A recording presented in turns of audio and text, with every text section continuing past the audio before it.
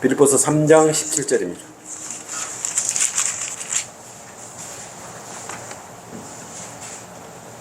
형제들아, 너희는 모두 나를 따르는 자가 되라. 그리고 너희가 우리를 본으로 삼은 것 같이 그렇게 행하는 자들을 주시하라. 주시하라. 제목은 부흥의 주역들에게 배우라.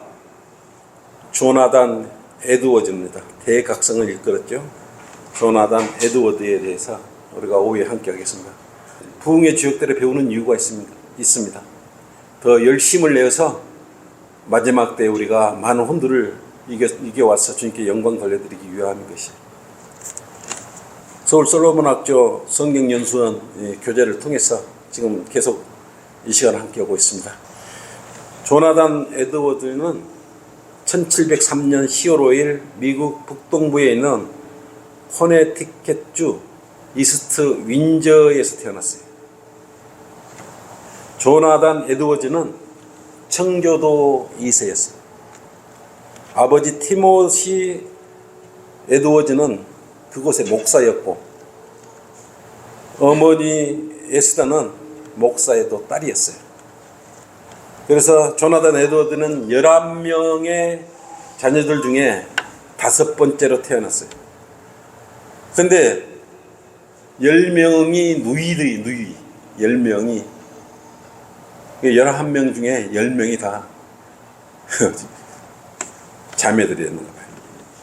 그래서 청교도적 경건한 환경에서 자란 에드워즈는 학문적으로 뛰어난 그러한 재능을 보였다고 합니다. 그래서 13살 때 에일 대학교에 수재로 들어갔어요. 우리 세상에서도 영재 발굴 그래가지고 일찍 이렇게 연고대 들어가고 이런 애들도 있긴 해요. 그거는 차원이 틀리죠. 어쨌든 조나단 에드워드는 뭐에 대해서 연구를 했냐 하면 거미줄에 대해서 거미줄. 근데 거미줄을 연구하다가 이 거미가 거미줄을 뽑아놓은 게 너무 신비한 거예요. 그래서 이것은 창조주 하나님이 아니면 도저히 이렇게 거미가 찬란한 거미줄을 뽑아낼 수 없다고 선하고 신비하고 오묘한 그것에 하나님의 지혜를 발견했던 것이죠. 그리고 17살 때 대학을 수석으로 졸업하게 됩니다. 그리고 에드워즈는 곧바로 예일대학교 신학부에 진학하여 목회자 과정 2년을 마치게 되죠. 그리고 1723년에 졸업한 이후에 예일대학교에서 3년간 강의를 했습니다. 그러니까 굉장히 조나단 에드워즈는 이렇게 좀 걸출을 했나 봐요. 이렇게 맹석하고 공부도 잘하고 이렇게 했나 봐요. 그리고 24살 때 장인이 운영하던 노스햄튼의 부목사로 갔는데 1728년에 장인이 주님 품으로 가셨어요. 그래서 25세 때 담임 목사로 취임하여 대각성 운동을 주도했던 것입니다. 25세면 우리 희수형제보다 어리잖아요. 송기석 형제보다 더 어리지만.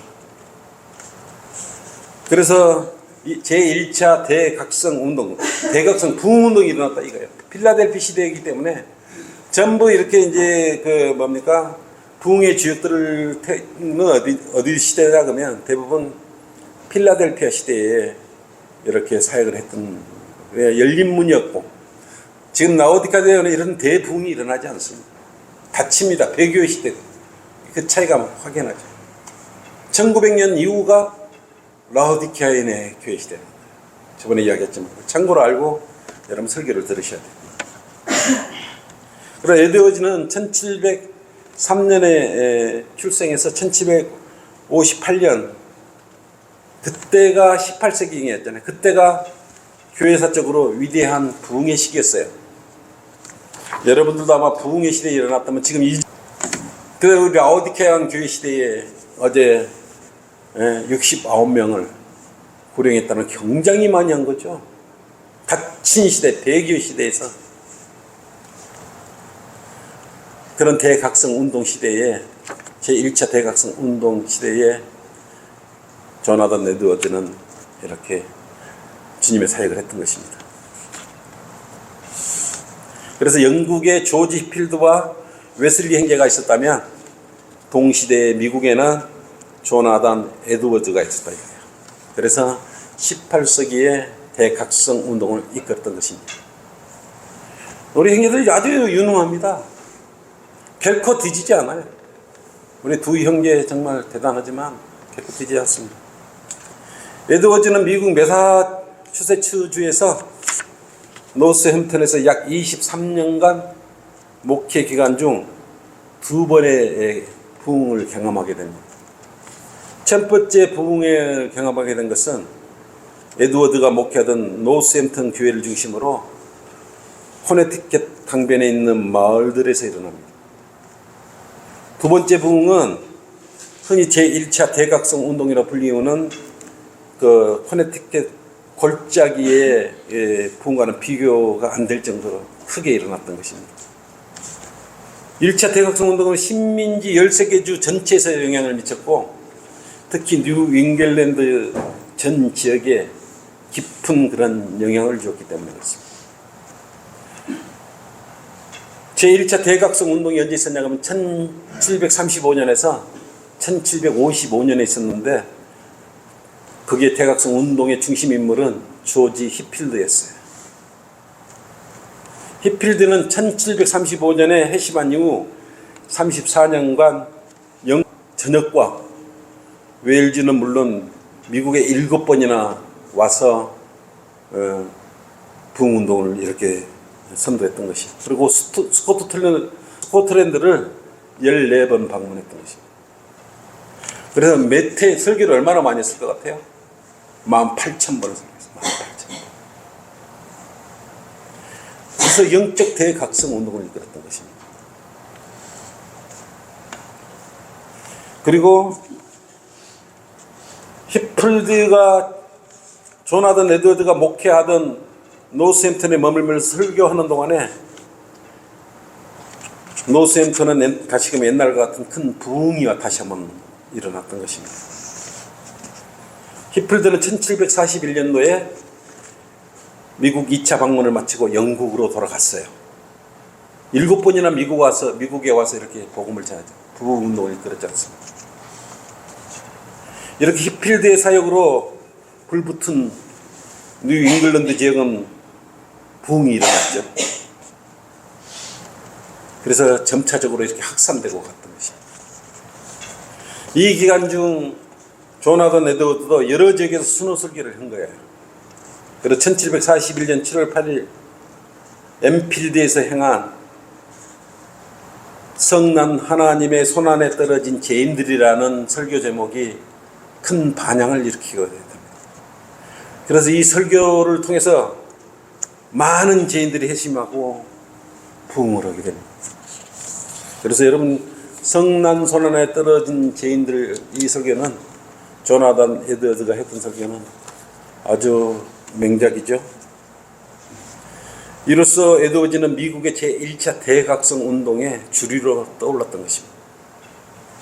그의 성난 하나님의 손안에 떨어진 죄인들이라는 설교는 대각성 운동에서 매우 중요한 역할을 하게 되었는데 왜 중요한 역할을 했냐?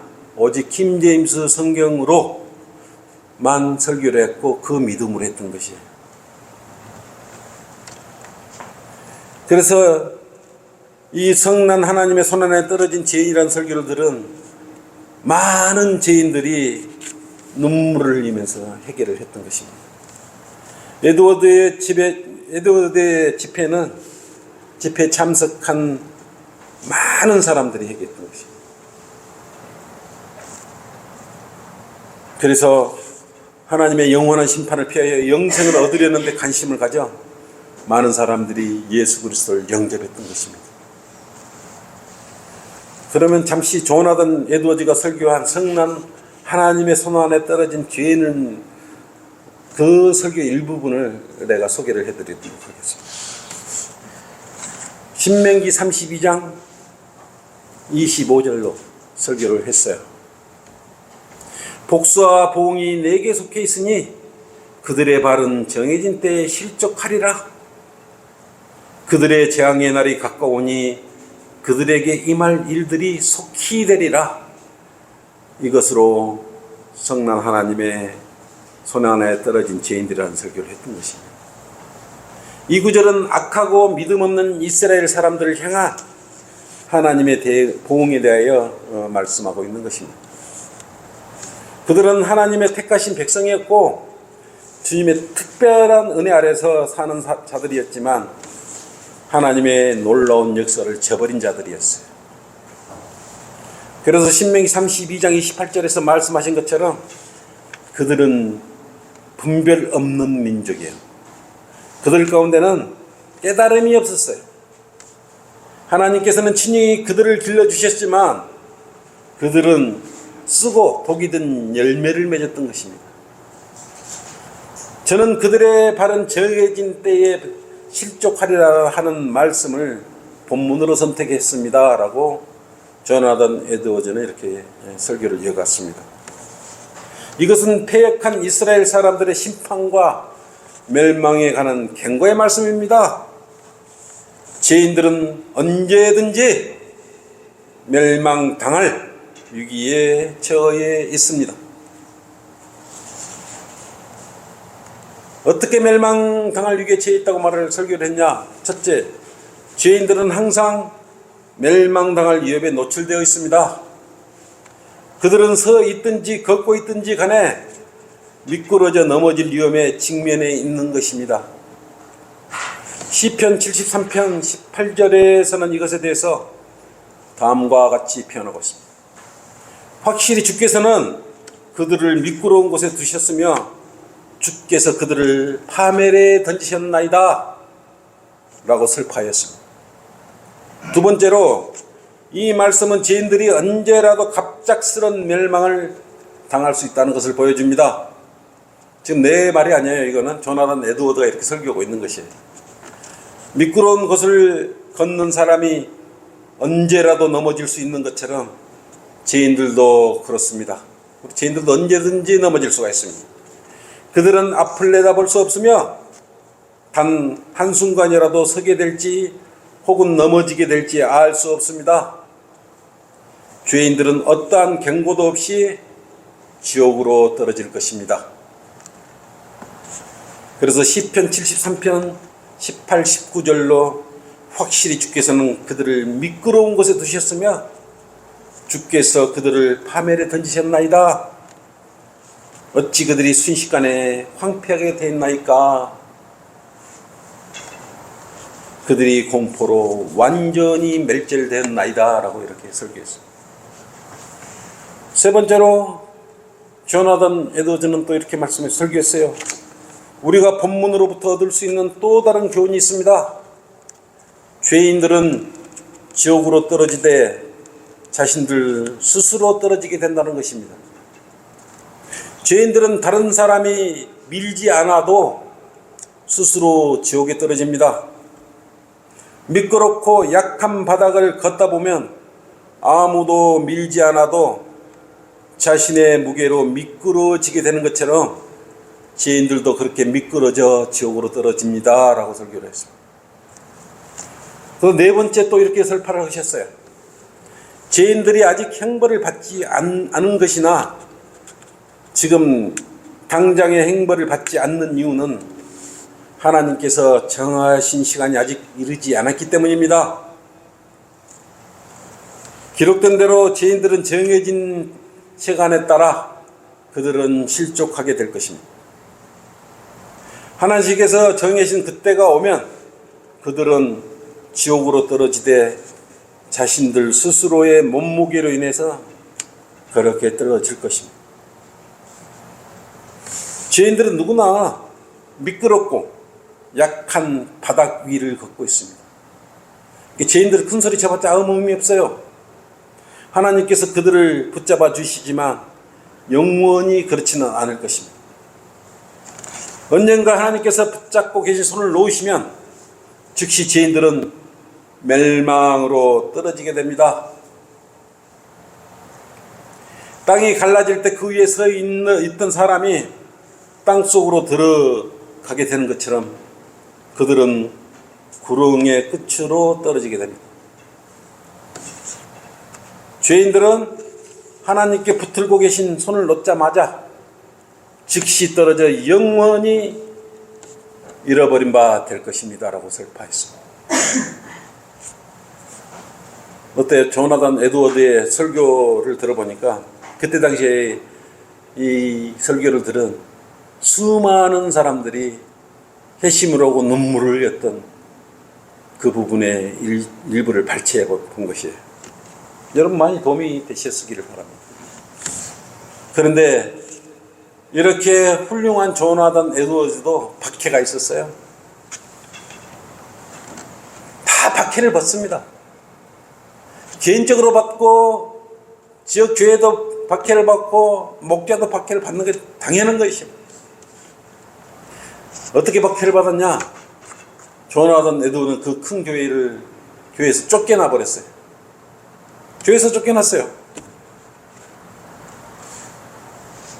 조나단 에드워드는 조지 히필드와 함께 미국의 제1차 대각성 운동의 지도자 중 한 사람이었어요. 그러면서도 자기가 힘하고 업무 보는 사회 거는 곳에서 쫓겨나 버린 것입니다. 그는 수모를 겪었어요. 왜 조나단 에드워드처럼 이 위대한 그리스도인이 왜 자기 교회로부터 쫓겨났을까요? 왜 쫓겨났다고 생각합니까? 뭔 큰 죄를 지었을까요? 그가 쫓겨난 이유는 주의 만찬식에 참여하는 자격 문제들로 성도들과 갈등이 있었기 때문에 그랬던 것이에요. 주의 만찬식에 참여하는 자격은 기본적으로 주의 몸을 구속하는 거듭난 그리스도인이어야 되지 않습니까? 우리는 주의 만찬식 할 때 맨 먼저 그것부터 선포하지 않습니까? 그래서 고린도전서 11장 27절 29절로 우리가 주의 만찬할 때 이걸 선포를 하고 함께 동참을 하죠. 그러므로 누구든지 합당치 않게 이 빵을 먹고 주의 잔을 마시는 자는 주의 몸과 피에 대해 죄를 짓는 것이라. 사람이 자신을 살펴보고 나서 그 빵을 먹고 그 잔을 마셔야 하리니 이는 주의 몸을 분별하지 못하고 합당치 않게 먹고 마시는 자는 자신의 저주를 먹고 마시는 것이기 때문이라고 말했습니다. 이 당시 교회의 회중은 이전에 청교도 1세들에 비해 믿음이 많이 약해져 있었어요. 그들은 유아 세례를 받았어요. 그때 당시. 지금 우리는 이제 성경대로 믿는 사람들은 당연히 이런 교리들은 바로 알아버리지 않습니까?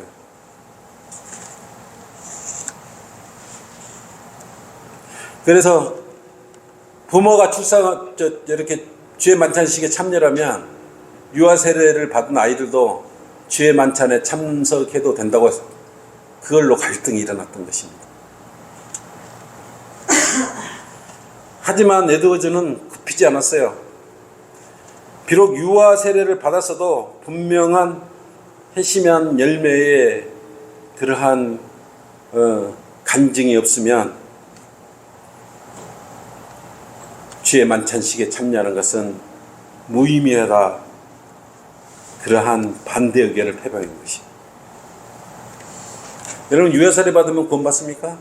그런데 그걸 반대를 유아세례 받고 부모가 죄에 참석하기 때문에 죄 만찬식에 같이 참석한 거예요. 근데 그거 갈등이 빚어서 굽히지 않으니 결국은 쫓겨나게 됩니다. 그래서 교회에서 쫓겨나게 된 거예요. 바른 말을 하니까 쫓겨나요. 여러분 같으면 어떻게 하겠습니까? 유아세례 안 받았는데 참여하는데 그냥 인정해주면 됩니까? 이처럼 어렵고 쉬운 것 같지만 막상 인간적인 면으로 접근하면 어려운 거예요. 결정하기가. 눈치 보느라고. 그럼 하나님 말씀대로 딱 집행을 하면은 뭐라고 합니까? 사랑이 없네. 그러지 않습니까?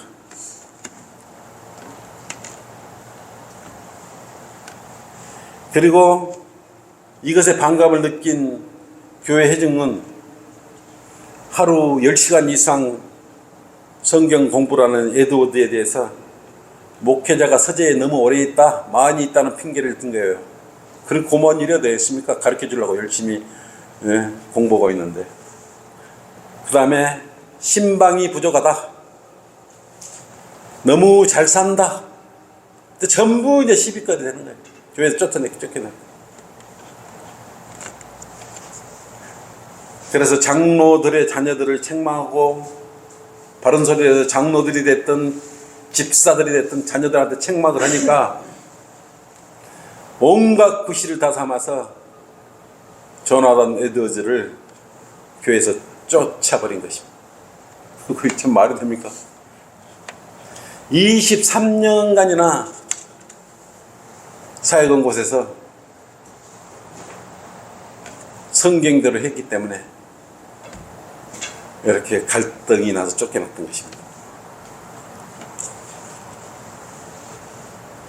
그래서 1750년 7월 1일 고별 설교를 하고 그 교회에 사임을 합니다. 그 이듬해 1751년 인디언 마을인 스톡브리지에서 원주민 선교사로 가서 그들을 섬기기 시작했어요.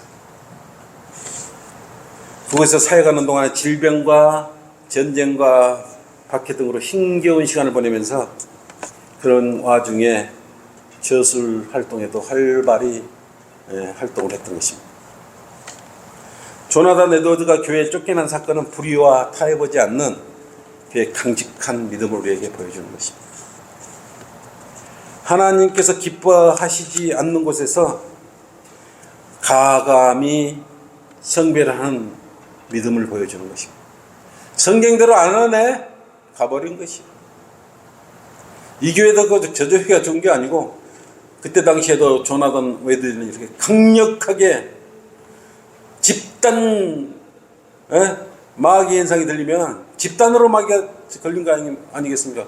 성경대로 믿는, 선파하고 운영하는 하나님의 사역을 하는 목회자를 쫓아내버렸지 않습니까? 로마서 6장 16절 17절 보면서 설교를 마무리하겠습니다.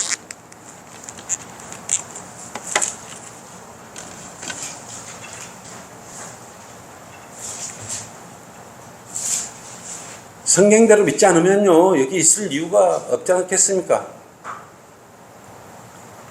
이제 형제들아, 내가 너희에게 권고하노니 너희가 배운 교리에 역행하여 분열을 일으키고 공박하는 자들을 주의하고 그들에게서 떠나라 그랬어요.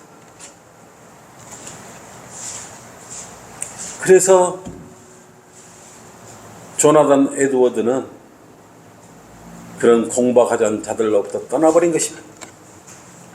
디모데전서 6장 5절 한번 보십시오. 마음이 부패하고 진리를 상실하며 이익이 갱건이라 생각하는 사람들 사이에 무익한 논쟁이 일어나니라. 그런 데서 내 자신은 빠져나오니라 그랬어요. 여러분은 조나단 에드워드처럼 이익이 갱건이라고 여기는 자들로부터 빠져나올 수 있겠습니까? 성별할 수 있겠습니까? 여러분은 성별했지 않습니까? 이 땅 위에 있는 95%의 대부분의 교회들은 그런 자들이 좋다고 오히려 그것들과 함께 어울려 지내고 있는 것이에요. 우리하고 틀려도 한참 틀리죠. 그래서 이렇게 믿음을 성경대로 믿는 우리 이 땅 위에, 대한민국 땅 위에 믿는 소수의 우리 믿음의 우리 지체들이 얼마나 대단하고 참 인정받는 일꾼인지 알아야 합니다. 여러분은 이미 성별이 됐지 않습니까? 이것으로 오후 설교 마치겠습니다. 아버지 감사합니다. 이렇게 주님의 조나단 에드워드를 통해서 우리가 잠시 이렇게 비춰보았습니다. 성별된 삶을 살 수 있어야 하고, 또 주님 말씀에 신실하게 또 봉응답 이렇게 봉해서 주님의 일을 열심히 더 할 수 있도록 해야 합니다. 복음 전파에 이렇게 또 대각성을 이끌었던 조나단 에드워처럼 핑계대지 않고 라우디케아인 교회 시대라고 핑계대지 않고 주님의 말씀에 따라 열심히 복음을 전개해서 많은 열매를 맺을 수 있도록 해주십시오. 그리고 주님을 뵐 수 있도록 해주십시오. 부끄럽지 않는 주님의 귀한 자녀들 되게 해주십시오. 주님을 사랑합니다. 감사드리며 주 예수 그리스도의 이름으로 기도드립니다. 아멘.